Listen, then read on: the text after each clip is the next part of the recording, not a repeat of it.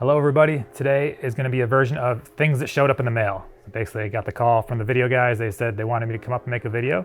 And this video is going to be a bunch of items that I've got a little bit of test time on. Not enough for a full review, but they're interesting enough to share on video.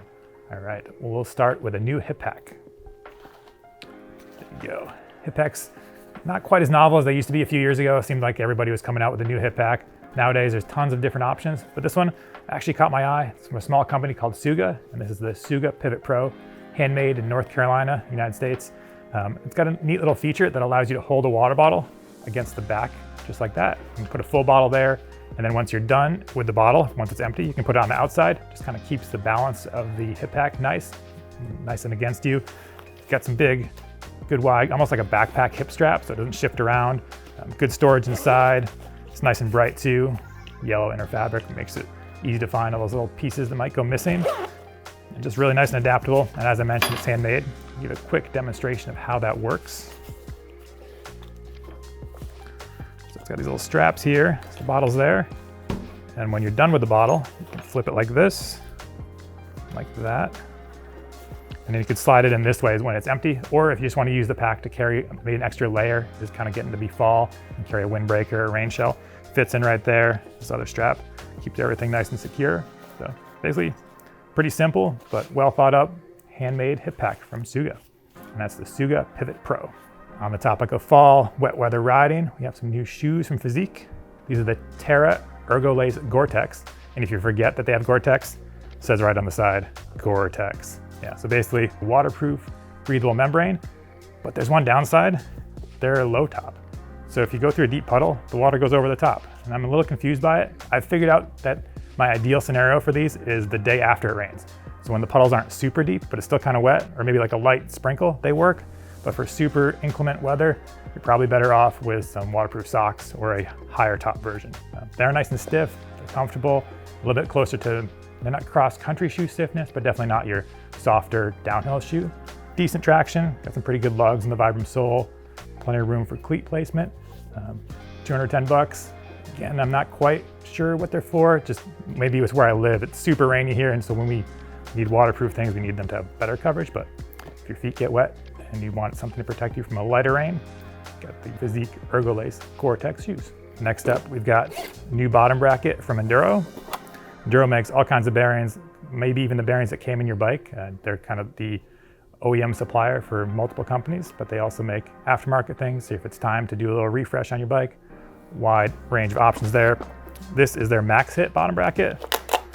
It's like this, looks like a bottom bracket. This is the dub version. It's kind of expensive, $180. That's a pretty substantial amount more than your typical replacement bottom bracket, but they do guarantee it for life. So lifetime warranty against corrosion on the bearings. And the design's pretty interesting too. Rather than having the bearings sit in a separate carrier and then pressed into another one, it's basically, you can think of this as a thread-in bearing. So let them pack bigger bearings in there. They put a ton of grease. They say it's 90% filled with grease. So for people that live in super wet conditions or are really hard on bottom brackets, this should be worth a try. I'm gonna stick it in my personal bike and torture test it basically for the next few months and see if it holds up any better than your typical bottom bracket. Hopefully it does for the price. So again, Enduro max hit bottom bracket. Let us know in the comments how many bottom brackets you go through in a year. Seems like lately they've been working pretty well. In the past, they used to not last that long. I think we're in a good spot, but if you're having issues, let us know which ones are causing you trouble.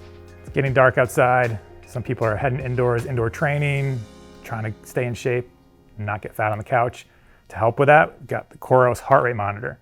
I know we don't do a lot with heart rate monitors, and I personally have never used a heart rate monitor until the last couple of weeks, but it's kind of interesting. And this one, the reason this caught my eye, it's really simple to use. You don't have to wear the chest strap. You just put it up on you like this. It's got a little optical sensor in there, reads your heart rate. You can just ride, not think about it. They'll send the data to any Bluetooth enabled device, up to 3 devices. So if you can have your phone going, you could have your Garmin device and some other thing.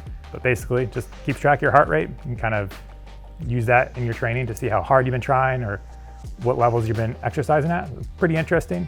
80 bucks, it's not that expensive. It's washable. Well, actually I accidentally put it in my washing machine and washed it. It's not supposed to be that washable, but it survived. So that's pretty good. But the strap is washable and the little unit comes off so you can wash the strap and don't wash that in your washing machine. But it did survive, so that's pretty good. And to recharge it, just has a nice little magnet here. USB rechargeable, pretty simple. They say it can go 38 hours at full working capacity basically without needing a charge. So that's a lot of exercising before that it needs to be charged. So pretty simple. Coros heart rate monitor, 80 bucks. Good way to keep track of your heart rate if you're interested in including that in your training plan. All right, well, the final item in this roundup of random parts and accessories that I've been testing out lately, KS-LEV circuit dropper post. You can see wireless electronic 200 millimeter drop. A little remote here. Boop. So pretty long travel. Right now, we've mentioned before, RockShox, they don't have a 200 mil version of their wireless electronic dropper post. We're seeing other companies step up and fill the gap in the meantime. I recently reviewed that Transx EDP01. It's another option that's in this same range. As far as price goes, this sits kind of in the middle. It's $730, so less than a RockShox, but more than that Transx. And so far the action's been nice and light. I've been really impressed with it. It is a little bit longer overall because of this stack height here, but if you have enough room to fit this in your post, you don't have to deal with any cable or housing. Super easy install. Another neat feature, for some reason the battery dies in this little remote. It has a button here that allows you to activate the post, so you can just push the button, boop.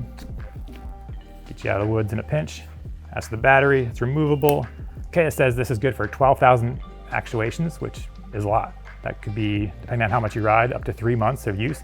So you shouldn't have to worry about charging this battery too much. When you do, 5 hours on the charger, and you're good to go again. So there you go, KS-LEV circuit dropper post. I'll be testing this again in all kinds of nasty conditions. We'll see how it holds up, but so far things are up to a good start. There you have it. That's a bunch of random stuff that I've been testing lately. Let us know in the comments what you're interested in. If there's anything we haven't been testing that you'd like to see us test. And yeah, don't forget to like, subscribe, and do all the things you're supposed to do on YouTube. Thanks for watching.